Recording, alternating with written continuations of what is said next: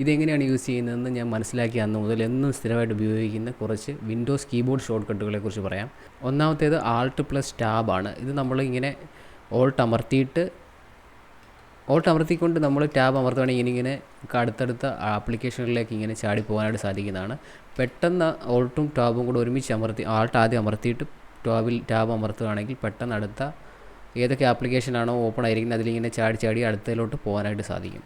അതുപോലെ തന്നെ നമ്മൾ ടൈപ്പ് ചെയ്യുന്ന സമയത്ത് ക്യാപ്സ് ലോക്ക് അടിച്ചിട്ട് ടൈപ്പ് ചെയ്ത വലിയ അക്ഷരം കിട്ടും. അതേസമയം ഒരു അക്ഷരം മാത്രം വലുതായിട്ട് മതിയെങ്കിൽ നമ്മൾ ഷിഫ്റ്റ് അമർത്തിക്കൊണ്ട് ടൈപ്പ് ചെയ്യുകയാണെങ്കിൽ അത് ക്യാപിറ്റലായിട്ട് കിട്ടുന്നതാണ്. പിന്നെ ക്രോമിനകത്തൊക്കെ ഇരിക്കുമ്പോൾ വളരെ യൂസ്ഫുൾ ആയിട്ടുള്ള ഒരു കീബോർഡ് ഷോർട്ട് കട്ടാണ് കൺട്രോളും ടാബും കൂടെ അമർത്തുക. നേരത്തെ നമ്മൾ ആൾട്ടും ടാബും കൂടെ അമർത്തുമ്പോൾ അടുത്ത ആപ്ലിക്കേഷനിലോട്ട് ചാടി പോകുന്നതിന് പകരം കൺട്രോൾ ടാബ്, അത് ക്രോമിനകത്തിരിക്കുമ്പോൾ നമ്മൾ കൺട്രോൾ ടാബ് അമർത്തുകയാണെങ്കിൽ ഓരോരോ ടാബിലോട്ട് ചാടി പോകുന്നതാണ്.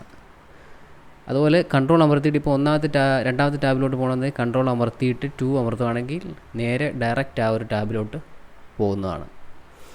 അതുപോലെ തന്നെ നമ്മൾ ഇരിക്കുന്ന ഒരു ടാബ് അത് ക്ലോസ് ചെയ്യണമെന്നുണ്ടെങ്കിൽ കൺട്രോൾ W അമർത്തി കഴിഞ്ഞാൽ അത് ക്ലോസ് ആകുന്നതാണ്.